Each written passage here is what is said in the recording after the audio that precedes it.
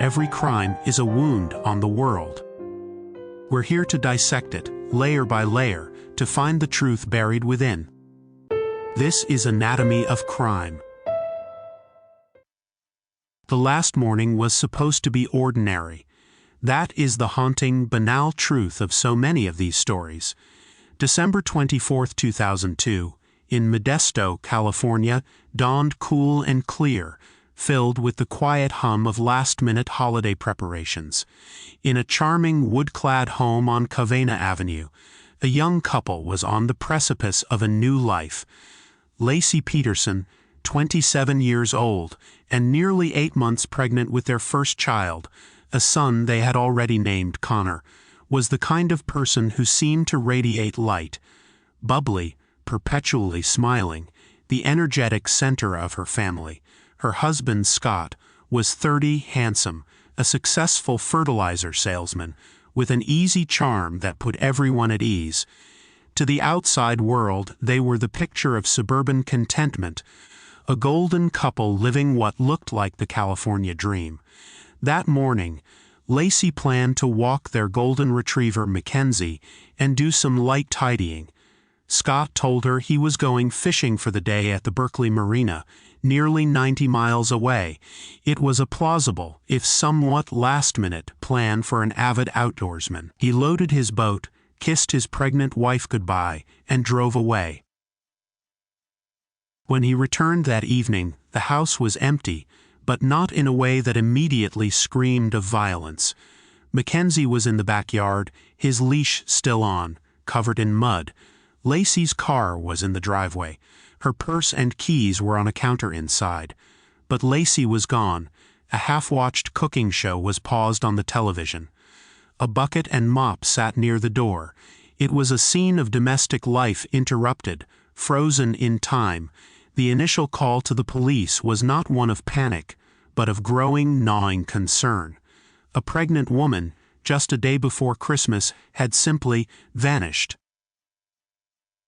What followed was not just a missing persons investigation, but a cultural phenomenon. It became a story that consumed a nation, a case that unfolded not in the quiet corridors of a police station, but in the glaring, relentless spotlight of 24-hour news. It became a trial, not just of a man, but of a marriage, of appearances and of character. There would be no confession. No murder weapon was ever found. No definitive crime scene was ever identified. Instead, a man's life and liberty would hang on a thread woven from his own lies, his unnerving composure, and a collection of seemingly innocuous details that, when stitched together by prosecutors, would form the fabric of a murder conviction. The central question was never just what happened to Laci Peterson, but how do you prove a crime that has left behind almost no physical trace? How do you convict a man based not on what he did, but on who he appeared to be? Today, we dissect the anatomy of a conviction, a case built not on a smoking gun, but on the subtle architecture of circumstance and the immense pressure of a story. To understand the chasm that opened on that Christmas Eve, you must first understand the life Scott and Laci Peterson had built, or at least the life they presented to the world. They had met in 1994, while students at Cal Poly in San Luis Obispo. Laci Rocha was magnetic, a bright student of ornamental horticulture with an infectious laugh. Friends described her as the planner, the organizer, the one who nurtured relationships and remembered every birthday. Scott was studying agricultural business. He was charming, athletic, and ambitious, with a winning smile that seemed both genuine and practiced. They were a classic campus couple, and their romance blossomed into a marriage in 1997. After graduation, they opened a popular restaurant and bar in San Luis Obispo called The Shack. It was a success, a testament to their shared work ethic and charisma. Laci was the warm, welcoming face at the front, while Scott managed the business side. They seemed to be a perfect team, complementing each other's strengths. By 2000, they decided to sell the business and move to Laci's hometown of Modesto to be closer to her family as they planned to start their own. Scott took a high-paying job as a sales manager for a European agricultural supply company, a role that required extensive travel. Laci worked as a substitute teacher. They bought the house on Covina Avenue, a symbol of their settled adult life. The final piece of their idyllic picture fell into place when Laci became pregnant in 2002. She was reportedly ecstatic. The baby Connor was due on February 10, 2003. Laci meticulously decorated his nursery in a nautical theme, a room filled with love and anticipation for a future that seemed guaranteed. This was the image presented to investigators when they arrived on December 24th. A loving husband, a devoted family, a happy marriage tragically interrupted. Laci's stepfather, Ron Gransky, was the one who received Scott's call that evening. Scott sounded calm, almost matter-of-fact.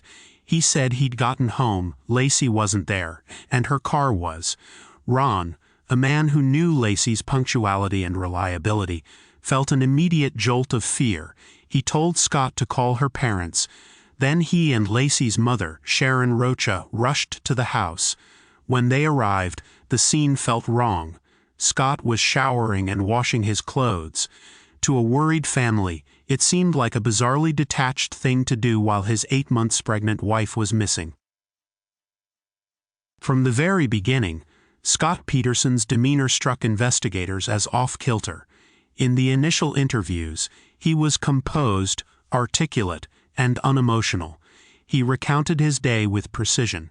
He claimed he left around 9:30 a.m. to go fishing in the San Francisco Bay. He said Laci was watching a Martha Stewart cooking segment about meringue. He fished for a few hours, he said, then drove home, stopping at his warehouse office on the way. He provided a receipt from the Berkeley Marina launch ramp, time-stamped for 12:54 p.m.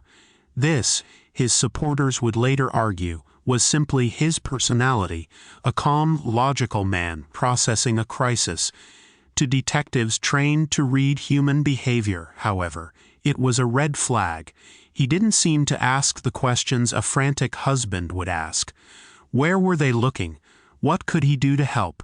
His concern felt performative, his answers too polished.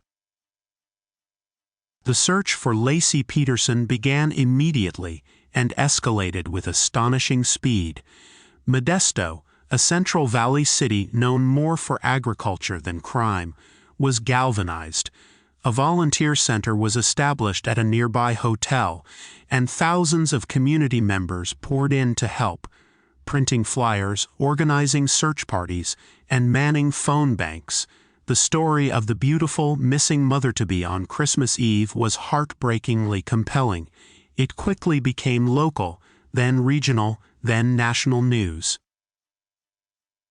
In the center of this burgeoning storm was Scott. He gave a handful of television interviews, but his presence was inconsistent. He would appear at the volunteer center, but witnesses described him as distant, often on his cell phone, seemingly more interested in the operational details than in the emotional core of the effort. Laci's family, her mother Sharon, her stepfather Ron, her sister Amy, were a constant, grief-stricken presence. They were the public face of the family's pain, their raw anguish a stark contrast to Scott's cool reserve. This behavioral disconnect began to define the early days of the investigation. While police were publicly stating that Scott Peterson was not a suspect, their actions told a different story. They were quietly building a case centered entirely around him. They tracked his cell phone records, which confirmed he was in the Berkeley area on the 24th, but also that he had placed and received calls on his way there and back, including one to Laci that went to voicemail. They began to dig into his life, peeling back the layers of the perfect husband. What they started to find was a foundation riddled with cracks. Just days after Laci vanished, Scott was observed doing things that seemed inexplicable for a grieving husband. He explored selling their home. He sold Laci's Land Rover, a vehicle she loved. When a friend asked why, he reportedly said he didn't need the extra car payment. He made inquiries about trading in his own truck. To the police, these were not the actions of a man holding out hope for his wife's return. They were the actions of a man cleaning up, moving on. Then there was the matter of his fishing trip. It struck investigators as odd. Why would a man drive 90 miles alone to go fishing in a brand new 14-foot aluminum boat on a cold December day, just one day before Christmas? When they searched his warehouse, they found evidence that he had been researching tides and currents in the San Francisco Bay on his computer in the weeks leading up to Laci's disappearance.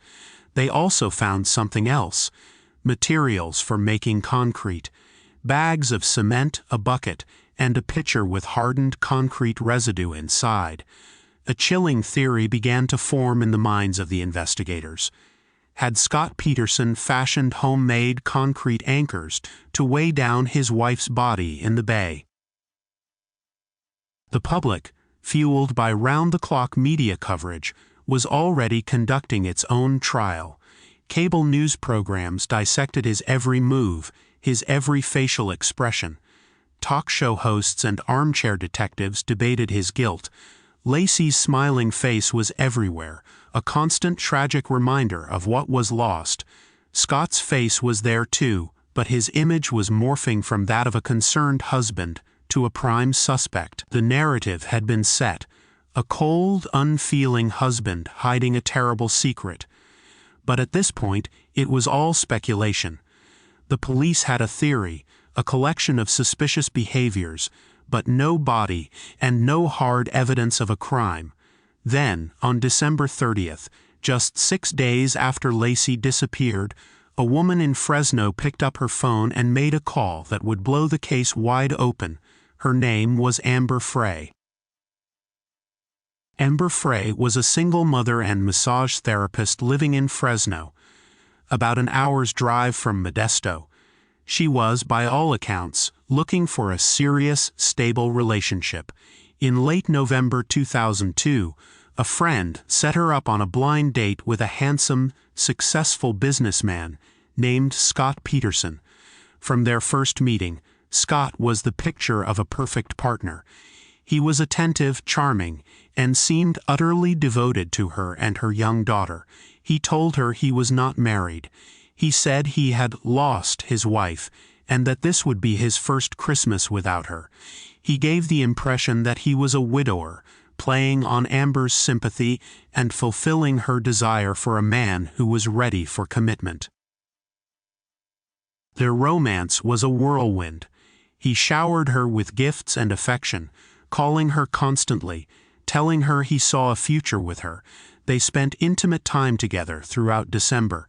He was with her just days before Laci vanished, and spoke to her on the phone multiple times in the days that followed. On December 30th, a friend of Amber's, realizing that the Scott Peterson from Modesto on the national news was the same man Amber was dating, alerted her. The shocking reality crashed down on her.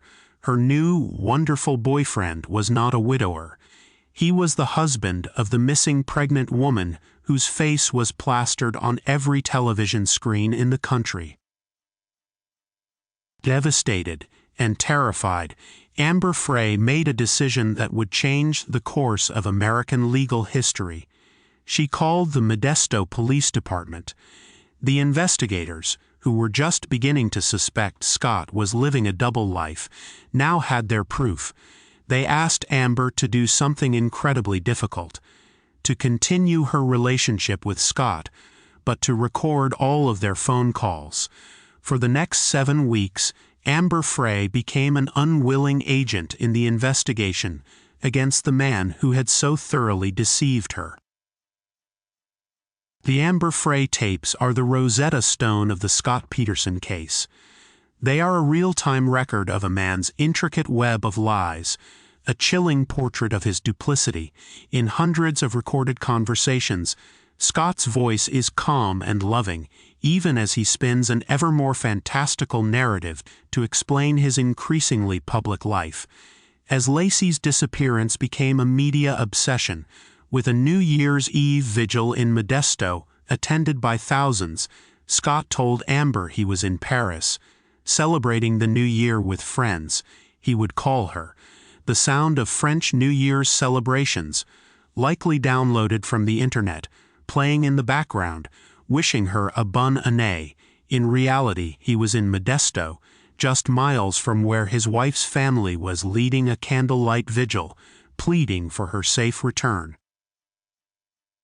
Listening to the tapes is an unnerving experience. He juggles two realities with breathtaking ease. In one call, he might be discussing the search for Laci with a reporter, his voice measured and concerned. Minutes later, he would be on the phone with Amber, whispering sweet nothings, planning their future, never once letting his mask of devotion to her slip. He never mentions Laci's disappearance. He speaks of his travels, of business deals, of a life completely separate from the one the rest of the world knew he was living. The tapes provided the prosecution with what they had been missing, a powerful motive. Scott Peterson, they would argue, did not want to be a husband and a father. He wanted a life with Amber Frey, and Laci and his unborn son were an obstacle. On January 24, 2003, the story of Scott's affair broke publicly when the National Enquirer published photos of him and Amber together. The carefully constructed image of the grieving husband was shattered for good. Amber Frey, flanked by her own attorney, Gloria Allred, held a press conference. She confirmed their relationship and revealed her cooperation with the police. The media frenzy erupted into a full-blown firestorm. Scott Peterson was no longer just a person of interest. In the court of public opinion, he was already convicted. He became a national villain, a symbol of marital betrayal and sociopathic deception. The intense, often vitriolic media coverage became a character in the story itself. Commentators like Nancy Grace on Court TV, later CNN, analyzed his every move with prosecutorial zeal, declaring his guilt as a foregone conclusion. This trial by media created an environment where it seemed impossible for him to receive a fair trial. The narrative was simple and damning. He was a liar and a cheat, therefore he must be a killer. Meanwhile, the official investigation continued. The search for Laci was now almost entirely focused on the San Francisco Bay. Search teams, using sonar and cadaver dogs, scoured the murky waters near the area where Scott claimed to have been fishing. For months they found nothing. The winter turned to spring. Hope for Laci's safe return had long since faded, replaced by a grim wait for discovery. The case seemed to be in a state of suspended animation, a powerful circumstantial case against Scott, but still no bodies, the essential proof of a murder. Then, on April 13, 2004, a couple walking their dog along the Richmond shoreline, south of the Berkeley Marina, made a horrific discovery. They found the body of a full-term male fetus, its umbilical cord still attached. The next day, just a mile away, another walker found the decomposing torso of a recently pregnant woman, washed up among the rocks.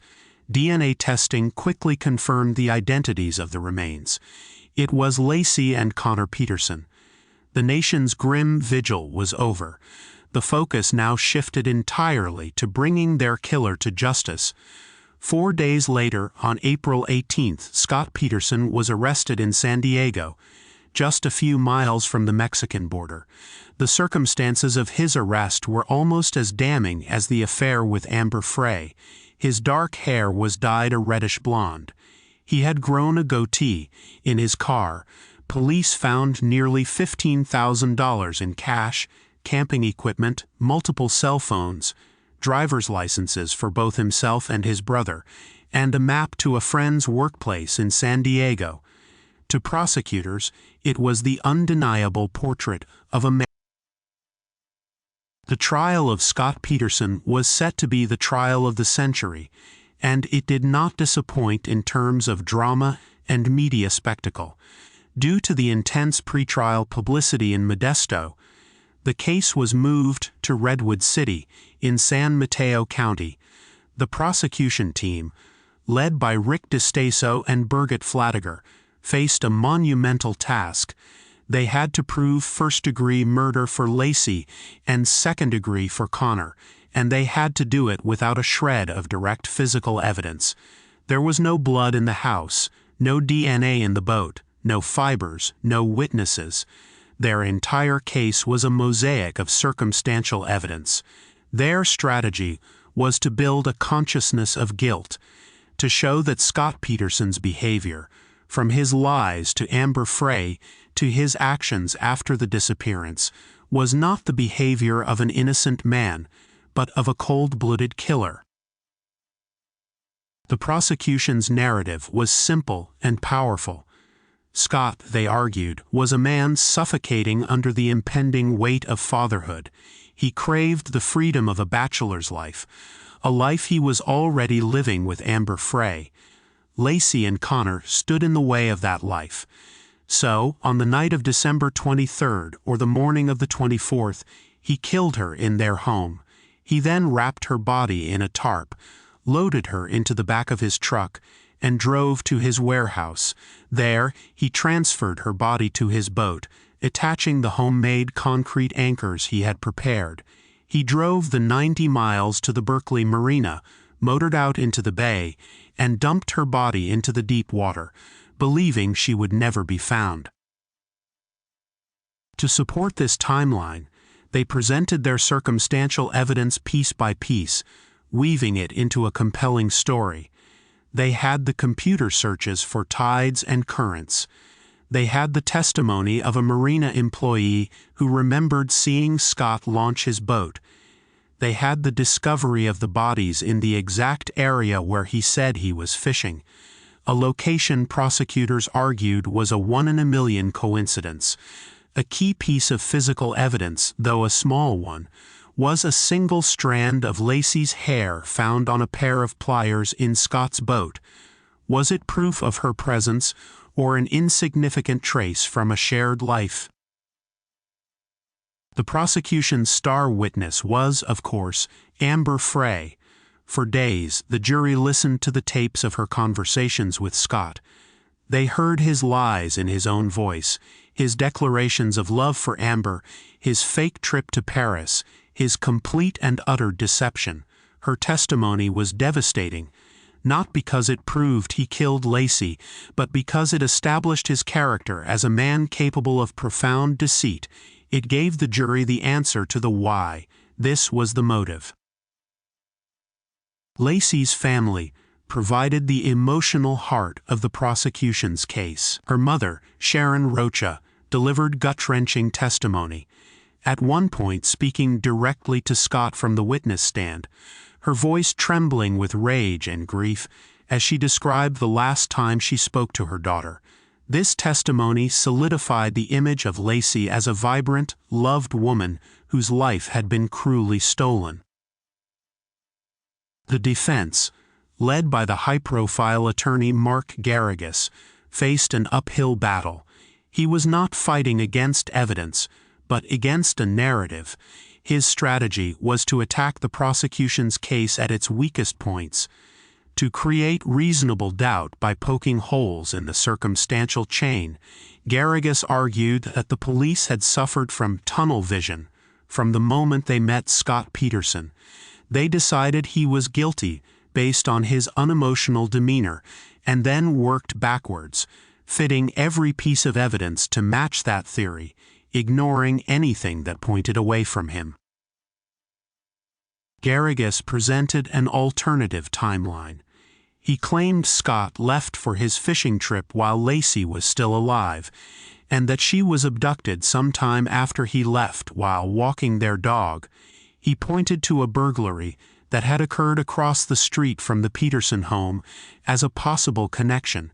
He suggested that Laci might have been kidnapped by a satanic cult, a theory that was widely ridiculed but served its purpose of introducing another possibility, however remote.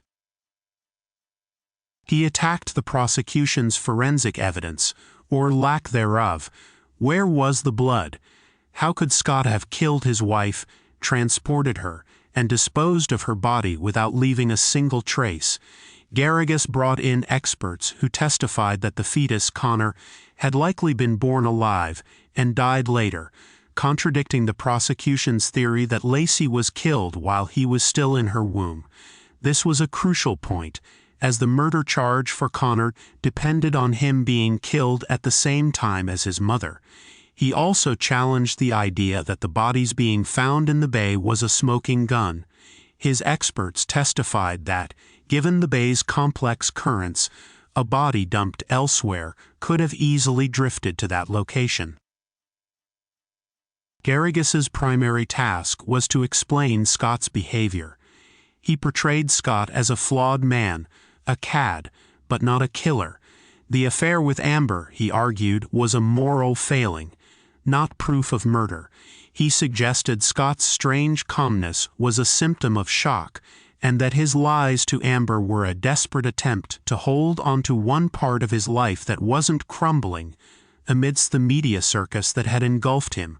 Garrigus argued that the media had so thoroughly poisoned the public's perception of Scott that an objective verdict was impossible. He was, in effect, putting the media itself on trial. The trial lasted for 5 months. It was a grueling, emotional spectacle. The jury, which had been sequestered, heard from over 170 witnesses. They saw gruesome autopsy photos and listened to hours of taped conversations. They were presented with 2 competing stories. The prosecution's story was of a cheating husband who wanted his freedom and committed the perfect, traceless murder. The defense's story was of an innocent man, hounded by the media and framed by a biased police investigation, whose only crime was infidelity. The jury's job was to decide which story was supported beyond a reasonable doubt. On November 12, 2004, after 7 days of deliberation, the jury reached its verdict. The courtroom was silent as the foreman read the decision. Guilty. Guilty of first-degree murder for the death of Laci Peterson. Guilty of second-degree murder for the death of Connor Peterson. A wave of emotion swept through the room. Laci's family openly wept with relief. Scott Peterson stood motionless, his face a blank mask. He was later sentenced to death. That sentence was ultimately overturned by the California Supreme Court in 2020 due to errors in jury selection, and he was resentenced in 2021 to life in prison without the possibility of parole. He remains in prison today, still maintaining his innocence. The conviction of Scott Peterson stands as a landmark in American jurisprudence, a masterclass in the power of a circumstantial case. The anatomy of this conviction was not a single, decisive piece of evidence. There was no bloody glove, no DNA match that sealed his fate. The anatomy was the prosecution's skill in narrative construction. They took dozens of individual data points. A strange demeanor, a secret affair, a new boat, computer searches, a lie about being in Paris, an oddly timed fishing trip, a large sum of cash upon arrest, and wove them together. Each thread on its own was weak and could be explained away. The affair was just an affair. The boat was just a hobby. The calm demeanor was just his personality. But when woven together, they created a tapestry of guilt, so detailed and so compelling that it became, for 12 jurors, proof beyond a reasonable doubt. The case remains a subject of intense debate. To many, the verdict was a clear and just outcome. The sheer weight of the circumstantial evidence, combined with Scott's demonstrably sociopathic behavior, points to only one possible conclusion. His lies were not those of a simple cad, they were the complex machinations of a man trying to construct an alibi for murder. His actions were not those of a grieving husband. They were those of a killer methodically erasing a life he no longer wanted. To others, however, the conviction represents a dangerous precedent. They argue that Scott Peterson was convicted by the media and by public outrage before he ever set foot in a courtroom. They believe the police's tunnel vision led them to ignore other leads, and that the prosecution built a captivating story that papered over a profound lack of actual evidence. In this view, the jury convicted a man not for what he did, but for who he was, an unlikable, cheating husband whose character flaws made it easy to believe he was capable of the unthinkable. They ask a troubling question. In an age of 24-hour news cycles and social media, can anyone whose life is less than perfect truly be presumed innocent? The Peterson case exposed a deep schism in our understanding of justice. It forced us to confront the power of narrative over fact, of emotion over evidence. It demonstrated that in the absence of scientific certainty, a story, a well-told, emotionally resonant story, can be the most powerful weapon in a courtroom. The prosecution gave the jury a narrative that made sense of the senseless. The defense offered alternative theories that seemed far-fetched and convoluted in comparison. The jury chose the story they believed.